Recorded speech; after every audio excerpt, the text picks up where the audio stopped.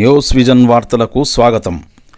మైనారిటీల సంక్షేమానికి కేంద్ర రాష్ట్ర ప్రభుత్వాలు అమలు చేస్తున్న పథకాల అమలు తీరును జిల్లా అధికారులతో జాతీయ మైనారిటీ కమిషన్ సభ్యురాలు సయ్యద్ షాహజాది నేడు సమీక్షించారు. వనపర్తికి వచ్చిన ఆమె ముందుగా మైనారిటీ రెసిడెన్షియల్ బాలికల విద్యాలయాన్ని సందర్శించారు. అక్కడ విద్యార్థులకు ఉన్న సమస్యలను అడిగి తెలుసుకున్నారు. సమస్యలు ఏమైనా ఉంటే ధైర్యంగా చెప్పాలని వారిని ఆమె కోరారు. భారతదేశంలో మైనారిటీ గురుకుల విద్యాలయాలు ఒక్క తెలంగాణలోనే బేష్గా ఉన్నాయని ఆమె కితాబునిచ్చారు. మైనారిటీ గురుకుల పాఠశాలలో విద్యార్థులకు అందిస్తున్న అల్పాహారాన్ని ఆమె స్వయంగా వారి వెంట కూర్చొని తిని చూశారు. రోజు ఇలాగే ఉంటుందా లేదా అని విద్యార్థులను అడిగి తెలుసుకున్నారు. అధికారులతో సమీక్షించినప్పుడు ఆమె మైనారిటీల అయిన అర్హులందరికీ సంక్షేమ ఫలాలు అందేలా చూడాలని సూచించారు.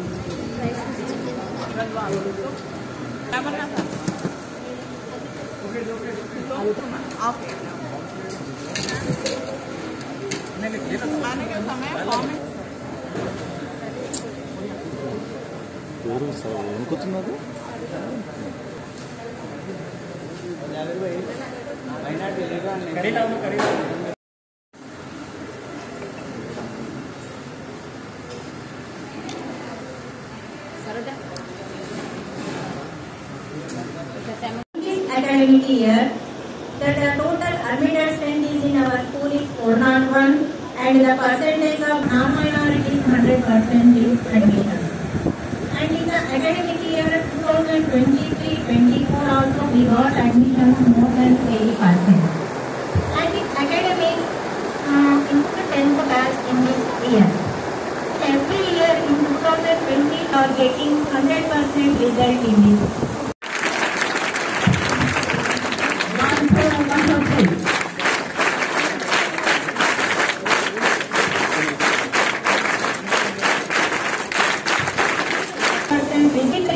She got LGPA, and in this and 2010 most of the students are 80% of the students are joined in our union colleges only.